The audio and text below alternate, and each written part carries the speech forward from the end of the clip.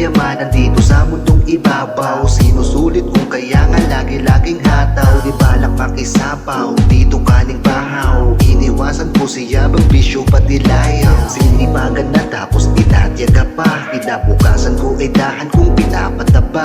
Dahan lang kasi tinitipid pinagtataya. Pero kung para sa sarili ba't binabarat pa? Kaysa negosyo ng iba pilit pinapalago. Tila aso kang sumusunod sa minamando. Masipag ka na empleyado kaso di yan sa'yo. Di ka kasalo pag sa plato na ang binabayo. Kayo lang din naman ng naglolokohan. Bingi ka pa kaya hindi mo yan natutunugan. Kung sinasahod mo, tingnan mo pang luho mo lang. Habang yung gutom sa pangarap di natutugunan. Masarap magkulong, masarap mag-isa. Yung maging tago sa mga matang mapandita. Pakinggan ang sariling palagay o kisa. Sumabay sa level ng pamantayan nila. Masarap magkulong, masarap mag-isa. Yung maging tago sa mga matang mapandita. Pakinggan ang sariling palagay o kisa. Sumabay sa level ng pamantayan nila.